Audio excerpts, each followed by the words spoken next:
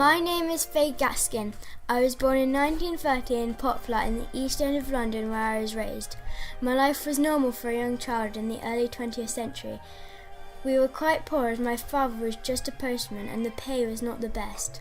I would spend most of my time outside, playing with neighbours, friends that lived nearby, or just by myself, until one day my mother gathered the whole family together, my dad, grandma and me, into the living room, where Neville Chamberlain made his devastating announcement that we were at war on the radio. I am speaking to you from the Cabinet Room at 10 Downing Street. This morning, the British ambassador in Berlin handed the German government a final note stating that unless we heard from them by 11 o'clock, that they were prepared at once to withdraw their troops from Poland, a state of war would exist between us.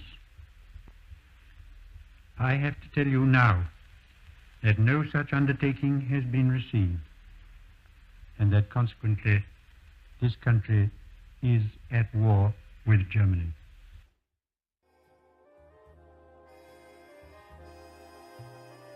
In fear of German planes bombing London, about 1.5 million children were evacuated to the countryside. However, the bombers did not come straight away, and about half of the evacuees returned home within 4 months.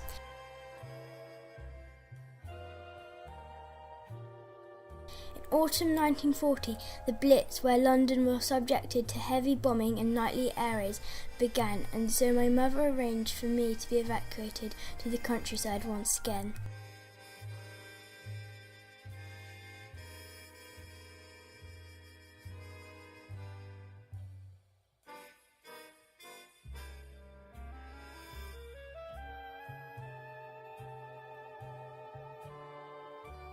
I didn't want to leave Mother on her own, as Father had already been called up to be in the army as a soldier, and as I left I realised that there was a real possibility that I might never see her again.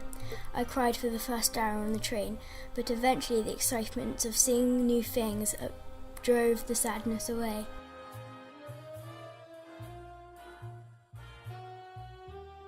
When we arrived in the countryside, we were directed to the village hall, and it was scary waiting for a new family to pick us. I was lucky to be picked by a lovely farming family called the Browns, and I spent the next 4 years with them, working on the farm. I wrote to my mother regularly, and she managed to stay safe in London. By the time of the D-Day landing in June 1944, the tide of the war had started to turn, and I eventually returned home in the spring of 1945. The war officially ended in Europe on the 8th of May 1945, and there was great rejoicing throughout the whole of London to celebrate this great victory.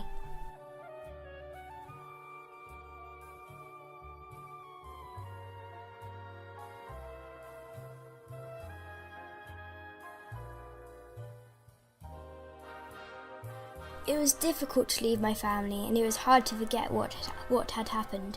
My father came home with a bad leg, but that was all. My life was back to normal after that, and we never liked to speak of it.